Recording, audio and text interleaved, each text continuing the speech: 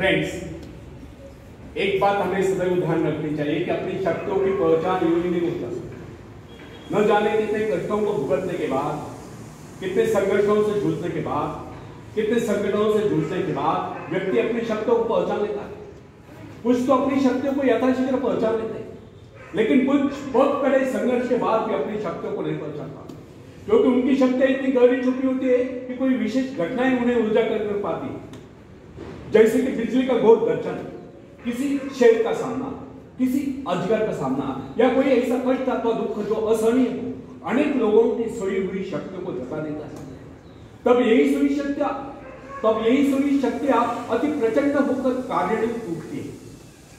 कुछ पेड़ पौधों के पत्ते, जैसे कि तुलसी, गेंद, इन पौधों के पत्ते मसले जाने पर ही सुगंध प्रदान करते हैं। इसी प्रकार कुछ लोग ऐसे होते हैं जो संकट काल में कुछ दिखलाते हैं और दूर से चमकते नहीं दिखलाते। अगर इन लोगों के जीवन में कोई संकट ही न आए होते तो वह कभी चमक ही नहीं पाते। ऐसे लोगों का अधिकांश जीवन काल व्यर्थ ही चला जाता है। अचानक कोई झटका होने लगता है, उनकी सोई शक्तियां जाग उठती है, उनकी दबी प्रतिभाएं उभर कर सामने आती है। इस संदर्भ में अमेरिका के भूतपूर्व राष्ट्रपति अब्राहम लिंकन और सेनापति ग्रांट की स्थितियों के सर्वश्रेष्ठ उदाहरण। आयु के 40वें वर्ष तक सेनापति ग्रांट को उसके परिवार के कोई नहीं जानता। उसे कभी सपने में भी यह विचार नहीं आया होगा कि वो गौरवशाली सेनापति बन सकता है। वो अपने भीतरी शक्तियों से सर्वथा अनभिज्ञ था। जब वो बीए पास हुआ तो उसकी उम्र थी 40 वर्ष, करीब 32 वर्ष। तब उसे एक जगह पर नौकरी मिली तो तुरंत उसे त्याग पत्र देना पड़ा। बाद में कस्टम्स हाउस में नौकरी मिली, वहां भी उसे अटको ठहराया। बाद में स्टोर कीपर, बाद में ट्रेनर, लेकिन किसी भी क्षेत्र में उसे सफलता नहीं मिली। यही व्यक्ति अचानक एक दिन अमेरिका की सेना का महानायक बन गया। अमेरिका की भीषण लड़ाई की आंधियों ने, तूफानों ने उसकी हुई शक्ति को झकझोर दिया। उसके भीतर सोए सेनापति को जगा दिया। उसकी कार्यकुशलता, उसकी कार्यशक्ति, उसके नेतृत्व का प्रभाव देखकर सारा संसार दांतों तले उंगलियां तपा देता। यह भी इस बात का प्रबल प्रमाण है कि अचानक घटी कोई घटना, कोई संकट, कोई प्रेरणा जीवन में ऐसा परिवर्तन ला देती है कि व्यक्ति कहां से कहां पहुंच जाता है। यह सब होता है अंतर प्रेरणा से, आत्मदर्शन से, जो व्यक्ति को जीवन में उच्च से उच्चतम और महान से महानतम बना देता है। फ्रेंड्स, याद रखें, अपने आप को पहचान लेना, उस परमात्मा को पहचान लेना। कोई भी व्यक्ति अपने पूर्वजों की दी हुई संपत्ति के बल पर सफलता प्राप्त नहीं कर सकता, लेकिन कोई भी व्यक्ति अपने अंतःकरण में असीम ऐश्वर्य को देखकर, अपनी शक्तियों को जगाकर, खासतौर पर अपनी सुप्त शक्तियों को जगाकर सफलता प्राप्त कर सकता है। जब कोई इंसान कष्टों को झेलता हुआ, संघर्षों से जूझता हुआ, साहस के साथ आगे बढ़ता है, तो अनेक सफलताएं आकर उसे मिल जाती है। उसके जीवन के सभी संकट दूर हो जाते हैं। फ्रेंड्स, आप में सभी शक्तियां निहित है, महान से महानतम बनने के बीच आपके अंतःकरण में मौजूद है।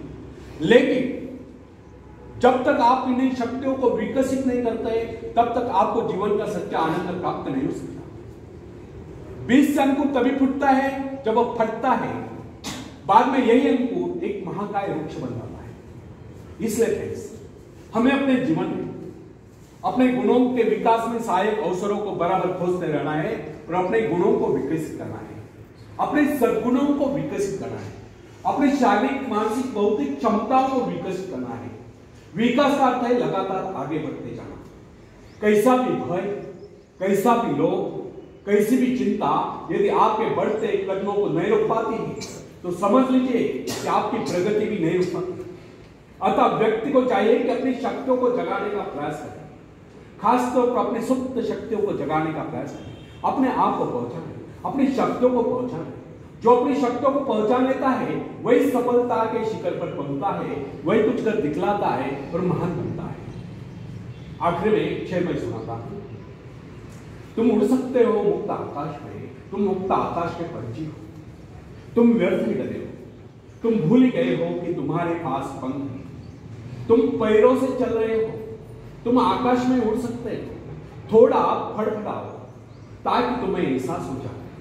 ध्यान से भरोसा पैदा करने के लिए तुमने कुछ खोया नहीं, तुम सिर्फ भूले हो कि अपने पास पंख है, अपने पास पंख है। धन्यवाद।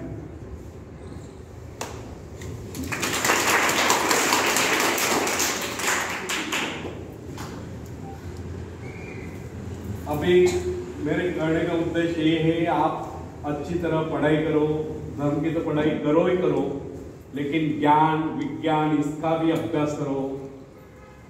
वो डॉक्टर बाबा साहेब आंबेडकर कहा करते थे, शिकाल तर टिकाल, मराठी मध्ये पढ़ोगे तो करोगे, वाचाल तर वाचाल,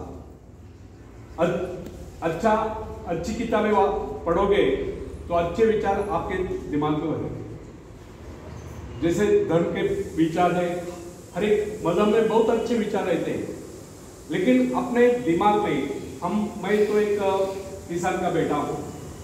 किसान क्या करता है, जब पहली बारिश गिरती है, बारिश में पहले बारिश के बाद बहुत सारा, हम उनको तन बोलते हैं, छोटे छोटे जो घास के पौधे वो आते हैं, बराबर। घास समझना है ना, तो घास के पौधे कुछ काम के नहीं रहते, तो किसान क्या करता है, उसको एक पलटी मार के साफ कर देता है और उसमें बाद में बीज बोता है। जो क्रॉप, जो पीक लेने का है, जैसा जो फसल निकालने के, उसके बीज बोता है और बीज को मशागत करता है। वो समय पर उसका निंदनी खुरपनी जो बोलते हैं, हमारे मराठी में पता नहीं आपको क्या बोलते, वो साफ करके वो अच्छे बीज का अनाज उत्पन्न करते हैं और वही अनाज हम खाते हैं, उससे हमारा जीवन चलता है। हमारे जीवन में हवा, पानी और अनाज ये बहुत इंपॉर्टेंट है।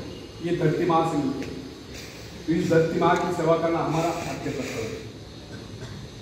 ये अगर नहीं मिलेगा तो हम कहां से खाएं? तो हर समय अच्छे विचार अपने दिमाग में रखो और उसी पर लेकर मैं सफलता के शिखर पर इस विषय पर बोलने वाला हूं। तो फ्रेंड्स,